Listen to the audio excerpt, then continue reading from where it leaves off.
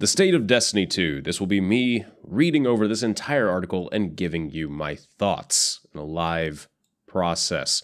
So here we are. We have a brief statement from Luke Smith and Chris Barrett. With Destiny 2's console and PC launch behind us, we want to take some time to talk with you about Destiny 2, specifically where it is today and where it's going. Our team has been reading feedback and working on updates to improve the game. We've also been reading some tough criticism about our lack of communication, and we agree we need to be more open. Thank you for that statement, Luke and Chris.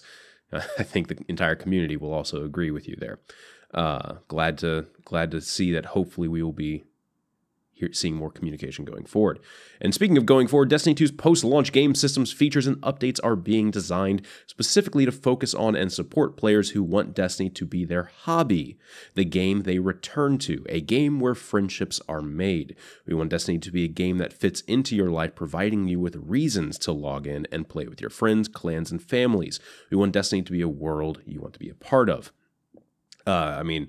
First of all, they've definitely already succeeded at a world you want to be a part of because, well, Reddit has been ablaze the past 2 weeks, and basically because everyone wants to be a part of the world.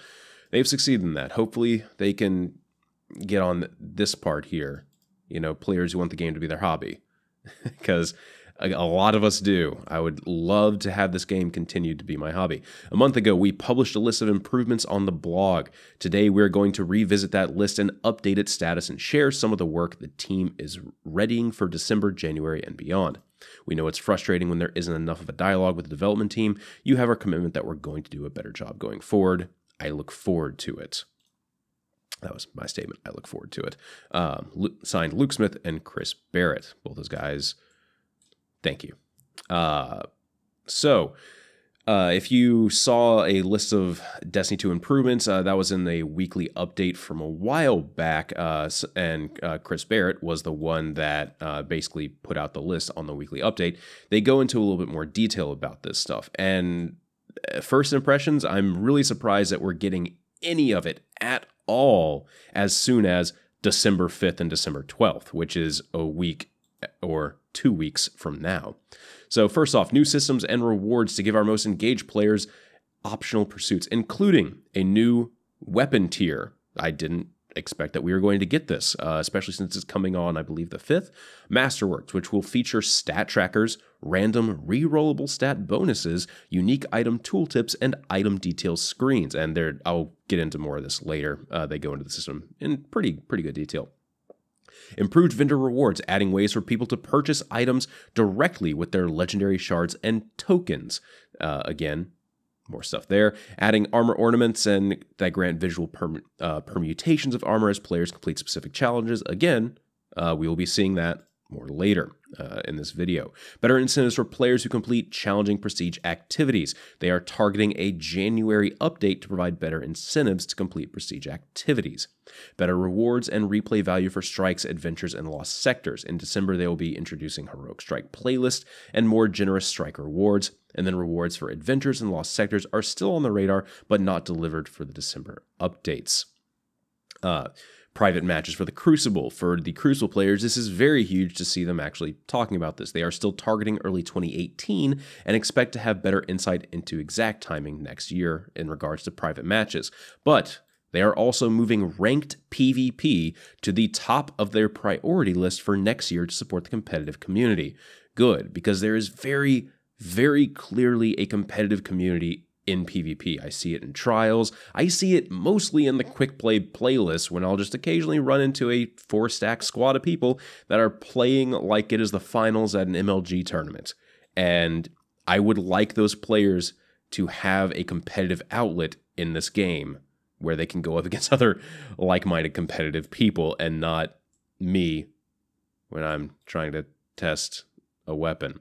Anyway, Crucible tuning, like adjusted supremacy scoring and better spawning rules. In December, we will introduce additional updates and bug fixes intended to improve these areas of the Crucible. I believe this will be coming with the Season 2 patch. I'm hoping it is.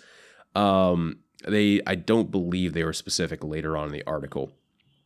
Better incentives Sorry if you can hear that stuff going on outside. Better incentives for completing Crucible matches and penalties for quitting competitive games. A quitter penalty system is currently in development. You can expect an update on the deployment of the system in the new year. Good. Continued improvements to Iron Banner and faction rallies, including uniqueness of rewards. The next Iron Banner and faction rally will introduce improvements in both these areas. There's more on that later. Changes to make the mod economy more interesting and impactful. First of all, the Gunsmiths will have some updates on how the mods are acquired, which is really great. The thing that I really wanted is just to see basically a reworking of it or just more updates to it in general. They are still exploring more updates to the system in the new year. So mods, even though we're getting some great changes to the Gunsmith, are still going to be kind of lackluster in their overall gameplay role. Ongoing improvements to exotics, including adjustments and reduce instances of duplication. I was very surprised to see them talk about this. They plan to tune underperforming exotics and will continue to make targeted updates and improvements. And then duplication protection will be added for exotics in the new year. So not coming anytime soon, but hopefully sometime next year, we'll see duplication protection being implemented so you can stop getting 5 pairs of Mechaneer's trick sleeves when I'm trying to get anything else. New ways to spend surplus currency and materials, looking at you legendary shards. First of all, yes, they have definitely done that just with the stuff that's coming in on the 5th. Good lord. Players will be able to spend tokens and legendary shards on vendor inventories. See the December update details and sections below for more info. And then Xur will have new items as well. Yeah, just if you are hoarding legendary shards, you'll have some ways to spend them, probably. An emote interface allows players to equip a bunch of emotes. And emote interface improvements, they're still on the list. You can expect an update, a development system in the new year. In this final part here, we will continue to revisit and update this list in the weeks and months ahead to keep you up to speed on what we're working on. Below, you'll find more specific detail about each of the features and updates you can expect to land in December. Good. The main problem that Bungie has had is we get an update like this, but once like every 3 months. So, we'll get 2 weeks of bliss as we get to play the content, and then 2.5 months of an increasingly voracious community wanting any type of information. So if they can talk to us about an emote interface, sometime in January, like they said they have here. If they can talk to us about, private matches, Crucible stuff, quitter penalty, if they can keep readdressing this stuff like they have, promised to here, then I think we're going to be better off as a community as a whole because, God, I want to go back to Destiny subreddit and talk to my friends about what we're enjoying in the game and not how much they hate the game or whatever. Anyway, moving on to some stuff that's actually coming in the December update.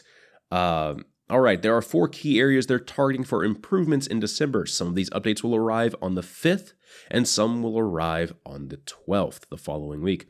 Both updates combined include improvements against the following goals: deepen rewards for advanced players, provide more player control over obtaining rewards, make shards useful by adding things to use them for, and provide general quality fixes wherever possible. So basically all of the rest of the stuff in this video is supposed to address these 4 things as much as possible. The following changes are the first steps towards achieving these goals, with more planned for our next release in January. Here's a preview of impending changes in Destiny 2. Each category is marked with a forecasted delivery date. Masterworks. I'm probably going to say masterpieces. I apologize for that. Magic the Gathering has masterpieces, and this is going to be a very confusing thing for me going forward. Anyway, Masterworks. Here is a Masterwork Uriel's Gift. What does it do? Legendary weapons will drop as or be upgraded to become Masterworks versions. Masterworks will have a few advantages over the baseline legendary weapon. Track and display the number of kills with that weapon. You can see that right here. Enemies defeated, 77. Cool. I like seeing numbers go up, even if it's really, it's something stupid and arbitrary, but I get to see that number go up. Great. Generate orbs for you and your allies on multi-kills. I'm used to seeing generate orbs for your allies and multi-kills, but for you, are you going to be able to pick up these orbs? If so, Masterpiece, or I already did it, Masterworks are going to be a very potent thing for PvE and PvP, just because orbs are going to be able to speed up the game heavily. Add weapon stat bonuses that are selected randomly from a small pool and are rerollable. If you're wondering what that is, that's this part right here, the 10 reload speed. I believe that is some of the random reroll rolls. This little icon right here, the hammer, is most likely going to be that. You can barely see the Uriel's Gift has like this little thing going on. It also kind of signifies that it's a masterpiece. I like it. Masterwork. Masterworks drop from any source of legendary weapons for characters above 250 power. So once you hit 250, you will be able to get these. Unwanted Masterworks can be dismantled into materials that can upgrade an existing legendary weapon into a Masterwork. Good. Raid and Trials of the 9 weapons have a very high chance to be Masterworks. Good. So not only, are we, a lot of us, completing an activity with a normal legendary weapon is, we've already proved that you can do that. For a lot of people that like getting the absolute best of the best stuff, they will want to try to get these Masterwork weapons to, have a full Masterwork weapon loadout. To do that, unwanted Masterworks can be dismantled. Great. That's a way for normal players who maybe can't do a lot of in-game stuff consistently. Great. They will still be able to, get that Masterwork loadout, albeit a little bit slower. Thus is Destiny. You can get max power level without ever actually doing in-game stuff. But the important thing here, Raid and Trials of the 9 weapons have a very high chance to be Masterworks.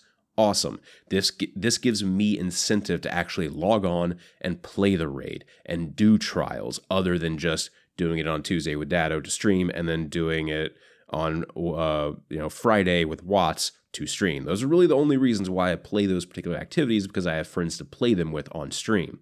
Now I actually have reason to go do this to better my loadout for at least a little while until, the type of player that I am and a lot of people are probably going to have a full Masterwork loadout very quickly. We have future plans to extend Masterworks to gather gear and expose your kill counts in more places like Crucible kill screens. Great. This part here, exposing your kill counts in more places, is going to be really nice because, hey, if you see a guy that has a Masterwork Better Devils and his has a higher kill count than you, you're going to be like, man, I want to get my kill count higher than that dude that killed me so I can at least, EP and stuff. I'm a big fan of this. It's not a huge thing to the gameplay, but it's something else to at least grind for, where instead of us having to get, okay, we got the weapon, we're done, great, now we can try to get a Masterwork version of it or upgrade it into a Masterwork version. Just another something to do. Armor ornaments. Look, we have armor ornaments here. December 5th, armor ornaments will be added to some existing armor sets for more visual customization without losing your shaders or mods. That's very good. These ornaments will be unlocked by completing objectives specific to each set and are permanently unlocked account-wide, just like exotic weapon ornaments. Fantastic. They will be applied to the base pieces that you may already have collected and can now unlock on vendors if not. So the following armor sets will be available with this: Vanguard faction, Crucible faction, Trials of the 9, Iron Banner, Dead Orbit, Future War Cult, New Monarchy, and Raid Lair armor. Dado and I were talking previously about all this stuff, and we think it's going to only be Raid Lair armor because the hard mode or the prestige mode has like a different colored armor, so maybe they consider that to be the ornament for it. Whatever. It's kind of weird because also Trials of the 9 has the like prestige or the 9.0 set that's associated with it, but you really can't tell. Anyway, that's actually a lot more armor sets than I thought we were going to have. I thought it would just be Trials, Raid, and then like Iron Banner. I did not expect it to be for Vanguard, Crucible, all the other factions. So that's pretty cool.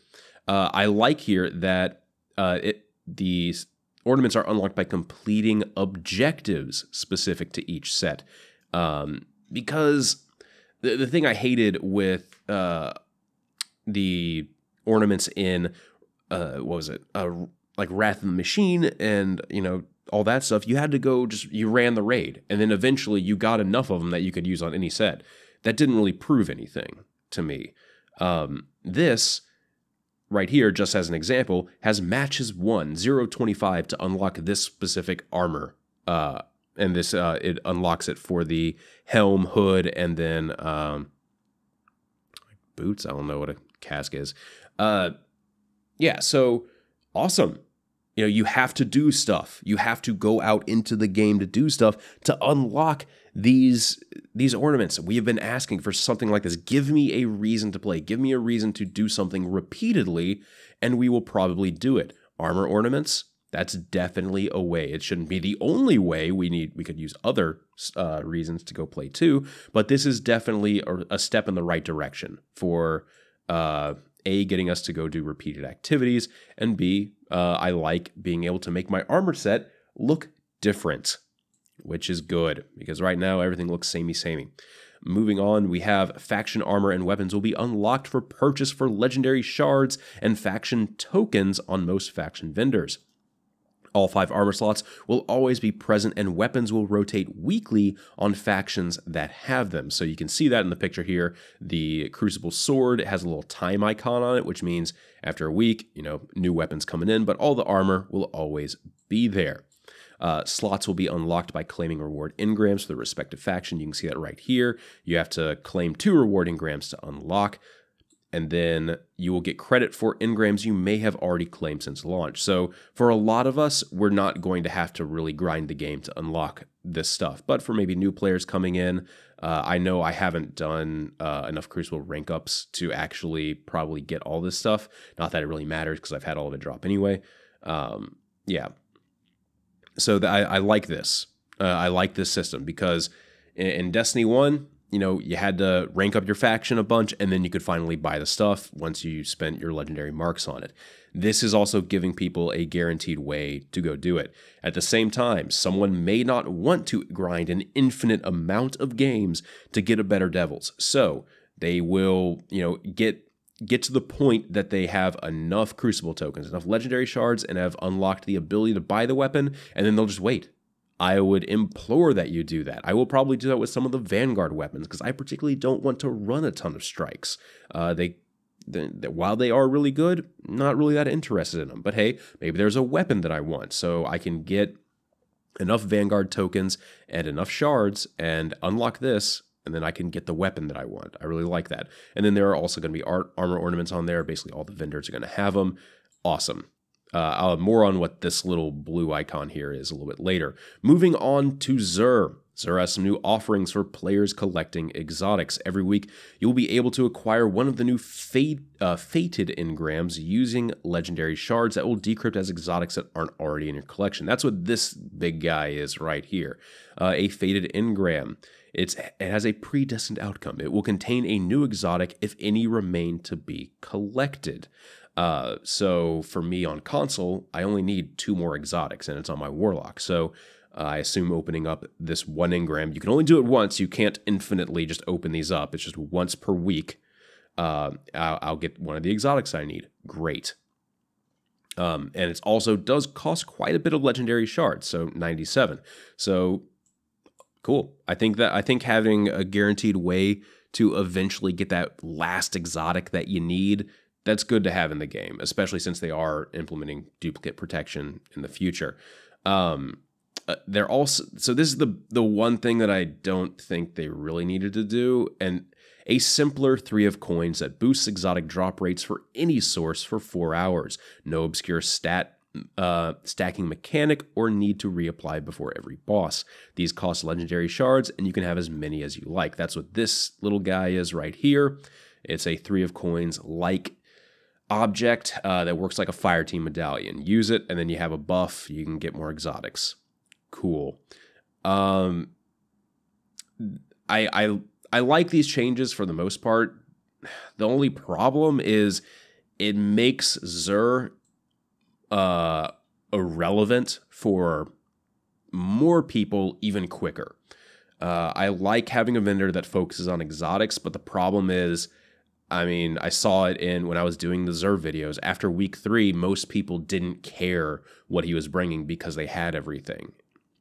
You know, for the more casual player that hasn't gotten everything yet, you're still going to find some use for Xur, but you're going to eventually hit the point that a lot of other players were at where Xur becomes irrelevant. And this stuff, while it does allow you to get stuff quicker, is going to make, you know, the weekly ritual of Xur become a disappointment faster, if that makes any sense. So I like they added this for the most part. At the same time, I don't think they really need to do 3 of coins, especially since they're adding in duplicate exotic protection, because eventually you're just not going to have any more exotics to get, which is a very depressing feeling to have.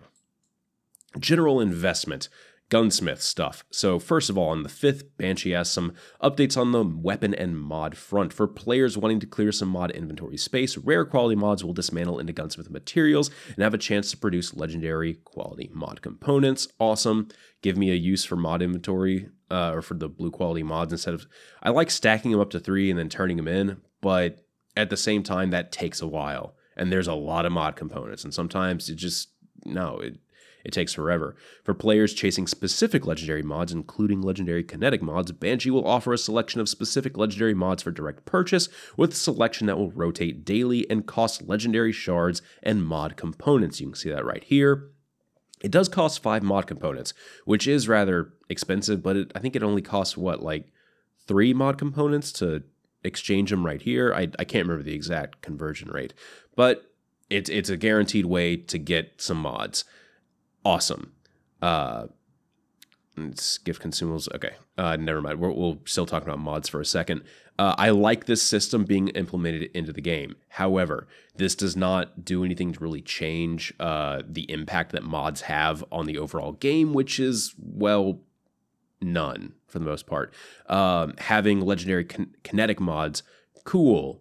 That just ups the power level of my kinetic weapon. It doesn't change the way I play the game. It doesn't offer up a new play style or anything like that. It doesn't amplify my current one. It just, you know, it doesn't even make numbers go up in PvE for the most part. It just makes a number go up on the weapon in case I'm chasing after 305. The mod system as a whole needs a rework, but with this system in place, whenever they eventually do update the mod system, it's going to be good to have this. So while this isn't going to, you know, be an earth-shattering change, it's good that it's in place for the future. So I welcome it. On December 12th, Commander Zavala and Lord Shaxx will sell gift consumables for legendary shards that can be used during a strike or crucible match that will serve the following functions. Grant bonus rewards for everyone in that activity upon completion, friend or foe alike, and award anything from faction tokens to a round of exotics for everyone in the match. Holy crap. Let me scroll up here and take a drink of water. I'm not going to be editing this video. It's too damn long anyway. This blue icon right here, that is what those little tokens that they're talking about are. At least that's what I assume. So first of all, it grants bonus rewards to everyone in the activity upon completion, friend or foe alike. So if you have one on in a crucible match, the enemy team will still benefit from it. My biggest question here is, do these stack? Like, if I have one on and another person, is it going to see each of those being on and give everyone rewards? If so, that's going to be kind of crazy. That's going to be an insane amount of rewards coming in to each player in a Crucible match. I hope they stack, because I really want to see a flood of drops come in at the end of the match. I think that would be pretty funny. The storm mechanic from Magic, just except in, you know, token buff form in Destiny. I like it. And I like that it rewards anything from faction tokens, very low tier reward, all the way up to a round of exotics for everyone in the match. Very, very rare for that to probably happen, but holy crap, would that be really cool to chase for that moment. Yeah, go for it. Allowing us to get more stuff. Cool. On December 12th, exploit safeguards for chest and resource nodes are greatly relaxed, and players should encounter them less frequently. Even if they do, drop rates for tokens is only reduced by 30% instead of 0%, and Glimmer will be unaffected. We want to associate a visual indicator with this in the future update, but we weren't able to pull that off in this update, but we hear you. I like that they are wanting to put that into the game so it can show you that, hey, you farmed a ton of stuff. I don't know. I still don't think there should be one in the game. There should just be one for if someone's doing the equivalent of the faction rally treasure chest glitch, which the thing is, even if they do, drop rates for tokens is only reduced to 30% instead of 0%. Dado and I were talking about this. What is 30% of one token? I'm going to need that explained to me. I'm not going to get 30% of a single token. Am I? No, I don't think that's going to happen. So the one thing that this is supposed to stop, it didn't stop. And it just, greatly hurt the rest of the game. Yeah, hopefully they can get this whole system sorted out. December 12th, vendors will now beckon you to hand in reputation tokens only when you're carrying enough to earn a reward engram. Thank you. I'm tired of my entire tower lighting up because I have one thing to turn in at each place, but it's only one token, not one rank up. On December 5th, changes affecting reputation tokens. This is kind of a big section here. Daily challenges will have reputation tokens awards increased across the board. So whenever you go to, say, Titan, and then you look at the challenges for that location, you're going to be getting more rewards from that. Same thing for Crucible, whatever. All those daily challenges, you'll be getting more rewards. Great, because right now they give you like two tokens, which is laughable. Cade's treasure chests still offer variable rewards, but now guarantee at minimum a payout of destination appropriate reputation tokens. Good. I'm glad we'll at least get something guaranteed, because I'm still opening Cade's chest trying to chase that one emblem, the ramen emblem, and I can't get, sometimes I just don't get anything. Strikes will now drop a large number of Vanguard reputation tokens. Yes, great, because right now I think you have to run like 4 strikes for you to actually get a rank up token. If they could get that down to like 2 to 3, that would be A+. So common quality destination resource tokens will have their drop rates increase to 100%, and values per token increase as well by 50% for common quality tokens and 50% for rare quality tokens. It took us a bit to understand what this was talking about, and this is in regards, we believe this is in regards to like the picking up the materials on the planets. I can't remember what any of them are called off the top of my head, but those little plants or whatever that you would pick up and then turn in for maybe a pixel's worth of faction rep. Yeah, so glad those are getting increased, because they are worth less than nothing right now. On the balance, reputation required per reward engram will increase for destination factions up to 37%, and then gunsmith to 50%. So I'm not really too sure about this one. They're basically, in layman's terms, it's going to require more stuff to turn in to rank up a faction. With the added emphasis on you needing legendary shards, new players to the game may not have this surplus of legendary shards that some of us have, and I feel like those rank up factions, or those rank up packages, are kind of key to giving that initial boost of legendary shards. So increasing that, I'm not too sure on that, especially for Gunsmith. It already requires, I think, 30 to rank up Gunsmith. But yeah, we'll have to see how this goes. I'm always hesitant on them requiring us to turn in more stuff to rank up. But hey. Leviathan raid tokens will be redeemed at Benedict immediately upon obtaining a token instead of requiring a full clear before unlocking. In my opinion, this is very good because, eventually you might amass enough of these. Maybe you do an encounter to help out someone, and, you never actually get that full raid clear in, but you still have enough to turn in. So I'm okay with this. With the launch of Curse of Osiris and the beginning of Season 2, you can expect to see a full suite of patch notes that will document all of the changes outlined above, as well as additional gameplay and sandbox tuning changes the team is making to improve Destiny 2. We'll also soon be providing preload and launch day details, as well as a roadmap for our Season 2 content, which includes the dawning in mid-December. I like as including a roadmap for Season 2 content. So far in Destiny 1, they had a roadmap for like the first 2 months of the game. And in Destiny 2, they had one for like the first 2 months of the game. And during that time period, it's really nice to know what's coming up. Roadmaps, you need, Bungie, if there's anything you need to do, continue doing those just forever. Even if it, shows upcoming activities, knowing what it is makes you kind of excited for it sometimes. So please continue doing that. Also, additional gameplay and sandbox tuning changes the team is making. I imagine that's going to be like weapon changes, exotic tuning. I would really like to know about this stuff. I would have loved to see that in this patch note, but I'm pretty sure this video is already like 30 minutes or whatever. So, yeah, it would have been a little bit lengthy for a lot of people. Now, in regards to the XP mechanics, last weekend, we disabled a scaling mechanism that adjusted XP gains up and down without reflecting those adjustments in the UI. Our intention was to keep slower-paced activities as rewarding as high-intensity grinding without confusing variations in displayed XP values. That's a lot to take in. But the silent nature of the mechanic betrayed the expectation of transparency that you have for Destiny 2. Yes, they described it perfectly.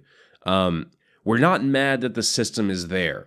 We're mad that the system, or that you didn't tell us or show us that the system was there. This is the exact same thing as when skill-based matchmaking was originally introduced in Destiny 1. How we had that big hubbub of, hey, it feels like all my matches are laggy. Why? It feels like skill-based matchmaking is in the game. No, it's not in the game. Are you sure? Yes. Oh, turns out it is. So this is on that same level for me. I'm really glad that they've actually addressed it now. But damn, that feeling of kind of, lack of communication, betrayal, disappointment, whatever you want to fucking call it. I'm really disappointed that that was in the game and wasn't shown in any particular way. Because that's, damn. Anyway, they've at least addressed it now. They're able to disable the system with a server-side change, but a new solution is now needed to rebalance XP in Destiny 2. Bit of an understatement there. We have begun that work and will continue to provide updates to you about the timeline and specifics. The values coded into the website API are being updated today, may already have been as far as reading this, to reflect the removal of the scaling mechanism. In a future update, we intend to link these internal and display only values together for greater consistency and to ensure that when changes are made, they are accurately reflected everywhere we report them. Basically, right now, if you earn XP in the game, it isn't shown on places like Destiny Item Manager or any of the other websites. It isn't shown correctly. They already see that the newly adjusted 160k XP per level value means that leveling is too slow for some activities. That should read as basically all activities. I did 3 raids yesterday and got 1 Bright Engram. That's slow. That's very slow. And we've begun the process of collecting data and recalibrating XP earns to improve them as quickly as possible. Good. I hope quickly as possible is actually very quickly, because, yeah, obvious reasons. XP boosts, including both consumable items and passive bonuses like the well-rested 300% bonus, were always applied after the system and never resulted in early slowing of XP. They should be unchanged by the disabling of this system and will continue to provide their stated increase in XP gain. Good. Expect to see a lot of conversation on our team on this front. XP rewards are updated and brought back in line with their play expectations. Good. Please continue the conversation. I hope this isn't the last that we see of it. I hope we can kind of put this issue to rest now. In hindsight, hindsight 2020, yes, this was really, really bad. And I'm glad that they have been called out on it and also that they have, addressed it. Hopefully Bungie, you guys can learn from mistakes here. And if you're going to have a system that displays XP values and messes with them and slows it down, you show it in the game. Also, for the love of God, can you, like, if we mouse over the XP bar in our inventory, can you at least show us how much more XP we have? That'd be really nice. Every game does that. That involves getting XP. Anyway, in the future, they are also going to... going forward, we can plan to continue this dialogue as openly and as frequently as possible. Please do. This will be an ongoing process, but one that we're committed to. Good. Also, there's another episode of the Bungie podcast out, which I'm waiting to actually come up on my iTunes so I can listen to it and do a video on it. Rounding thoughts off from this video, all this stuff here in the pictures section where, you know, we're seeing the Masterworks weapons, the inventory, the armor ornaments that you get from grinding, you know, Xur, weapon mods, all this stuff is, honestly, I didn't expect to see this at all. So I'm really happy that we are seeing it. It does address these 4 things here in some way. However, it's not that huge, earth-shattering mega change that we all kind of wanted. The realist in me knows that there's no possible way to completely retool a game's end game like this in like about a month or so, because they had to get Curse of Osiris out, they had to get PC out. There's a ton of stuff that they have to do. So the realist in me knows that. So I'm okay with getting this stuff. If it means down the road, all this stuff that they talked about earlier is going to be addressed in a very meaningful manner. You know, I'm holding it to them that they will keep talking to us, keep the conversation rolling, so to speak. The biggest thing for me, I'm really excited about private matches. More importantly, I'm really excited about ranked play for PvP, because as a community, we need that outlet. There are players that want to, you know, be competitive, and they don't have that. Basically, PvP is the only place where you can't really have much of an end game right now. You just play it to play it. Anyway, about rounds up my thoughts on the video and this big update. Let me know what you think of in the comments, please. Interested to hear everyone's thoughts. And I'll see you all on the podcast. This is going to be a very in-depth podcast. See you all later. Thanks for tuning in.